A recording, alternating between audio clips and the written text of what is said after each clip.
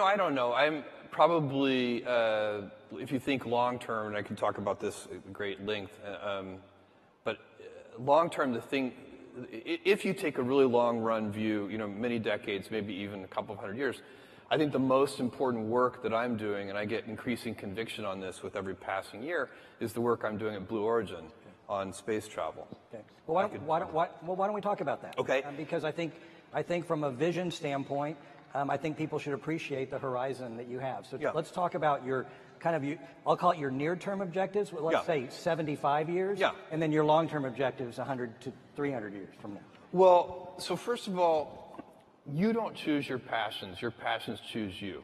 And all of us are gifted with certain passions, and the people who are lucky are the ones who get to follow those things. And I always advise our young employees, I meet with interns and so on, you can have, and my kids too, you can have a job, or you can have a career, or you can have a calling. And if you can somehow figure out how to have a calling, you have hit the jackpot, because that's the big deal. And most people don't ever get there. You're very lucky if you have a career. A lot of people end up with a job. And so,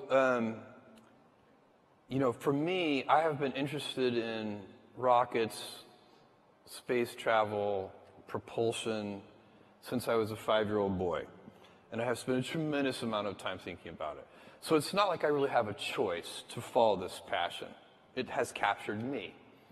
But I think it's very important that we go out into space as a civilization. And the reason is not the one that I think is very common. There are many reasons that are given. One of the reasons that is out there, and it's a very old idea, one of the people who first articulated it very well was Arthur C. Clarke. He said, all civilizations become spacefaring or extinct. And that even may be technically true in a long run, kind of long enough horizon. But that idea is it has kind of come to be that we've got all our eggs in one basket, and we need a plan B. If we had a civilization elsewhere on another planet, somewhere in the solar system, then when Earth gets destroyed, humanity will still be fine. I find this particular argument incredibly unmotivating. We have now sent robotic probes to every planet in this solar system. Believe me, this is the best one. It is not close. My friends who want to move to Mars, I say, I have an idea for you. Why don't you first, for a year, move to the top of Mount Everest? Because the top of Mount Everest is a garden paradise compared to Mars. And so it's this planet is a gem. This planet is unbelievable, and as you travel around, the more you travel around, the more you see how incredible it is. And I'm not even just talking about nature. I'm talking about the civilization we built and the urban cities that we have, and all of these amazing things. And so we need to protect it. Now, and I'm not even talking about protecting it from asteroids or nuclear holocaust or anything, although all those things are probably important and valid. But we don't need to worry about that because we have something more certain that is a problem. And that is, if you take current baseline energy usage on Earth today, global energy usage, and compound that at just 3% a year, then in just a few hundred years, you're going to have to cover the entire surface of the Earth in solar cells. That's how powerful compounding is. So, and by the way, we have been growing energy usage at a few percent a year for a long time. So, our civilization has a lot of advantages because we increase our energy usage. The human body, in a state of nature, if you are just an animal in the state of nature, your body, your metabolic rate, uses about 100 watts of power. But a modern person living in a developed country, you actually use your all-in civilizational per capita metabolic rate is 11,000 watts. We use a lot of energy. That's about as much energy as a blue whale uses. And so we have, there are billions of us, and most of us aren't even really living in the kind of lifestyle of a developed country yet, but they will be very soon, and we hope they will be. We want them to. And so you're going to face a choice, and you won't face this choice, and I won't face this choice, but your grandchildren's grandchildren will face this choice. Do you want to live in a world of stasis, or do you want to have 1 trillion humans living in the solar system? Because the solar system is big. Earth is small. We capture Earth's surface is so small, it captures a tiny, tiny fraction of the solar output. So once you go out into space, you have, for practical purposes, once again, unlimited resources. And the solar system can easily support 1 trillion humans. If you had 1 trillion humans, then you'd have 1,000 Mozarts and 1,000 Einsteins and so on and so on. That would be a dynamic, incredible civilization in which you would want your grandchildren's grandchildren to live in. I think ultimately, Earth becomes zoned, residential and light industrial. And, we'll have universities here and beautiful parks and houses, but we won't have big factories here. All of that will be much better done in space, where we have access to much higher quality resources. And so that's going to take that's a multi-100-year vision. And my piece of this vision is I'm taking my Amazon lottery winnings and I'm converting them into reusable rocket vehicles so that we can lower the cost of access to space. Because right now the price of admission to do interesting things in space is just too high. If I look at what Amazon was able to do 20 years ago, we didn't have to build a transportation network. It already existed. That heavy lifting was in place. We didn't have to build a payment system. That heavy lifting had already been done. It was the credit card system.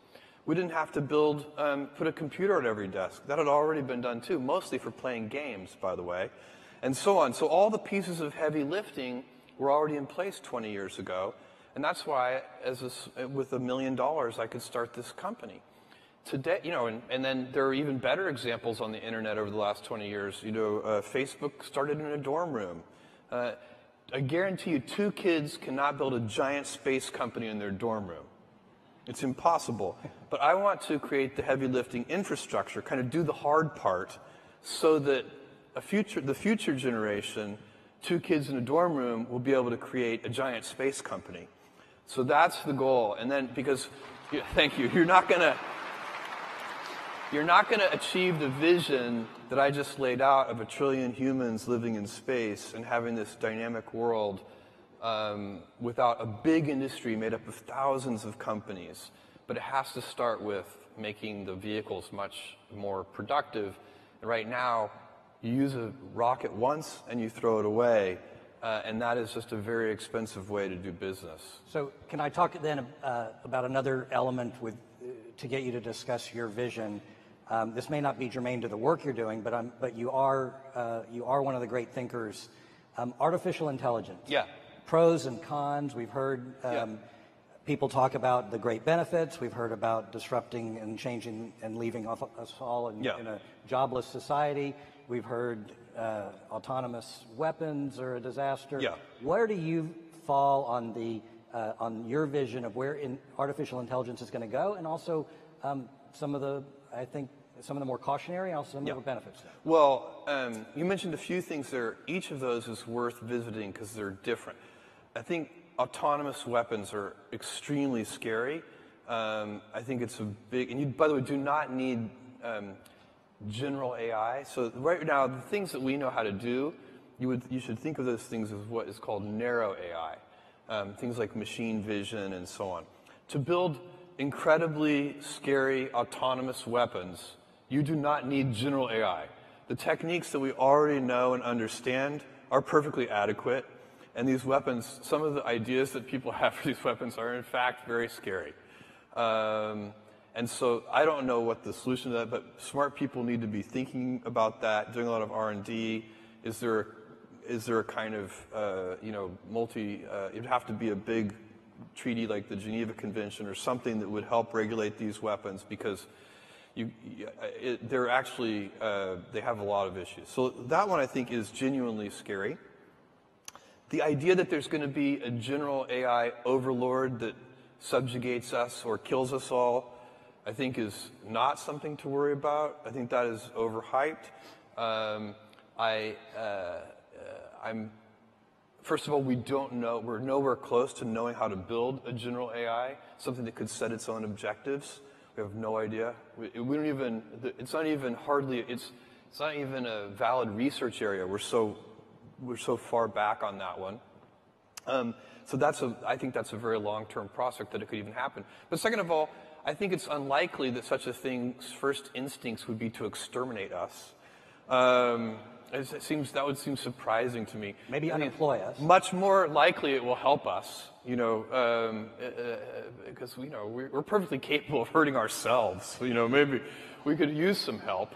So I'm optimistic about that one, and certainly don't think we need to worry about it today. And then the jobless, is AI going to put everybody out of work?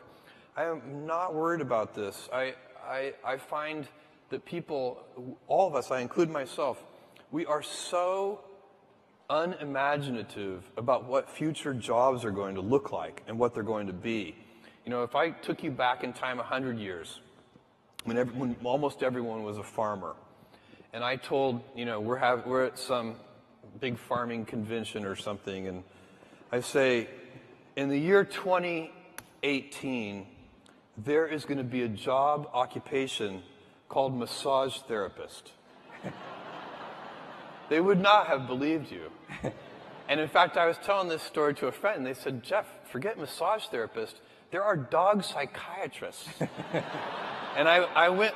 You can probably find one on Amazon. I went and looked that up on the internet. Sure enough, you can easily hire a psychiatrist for your dog. And so, there is. We humans like to do things, and we like to be productive, and we will figure out things to do, and we will use these tools to make ourselves more powerful.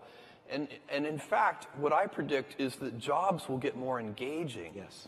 Because you have to remember, a lot of the jobs today are quite routine.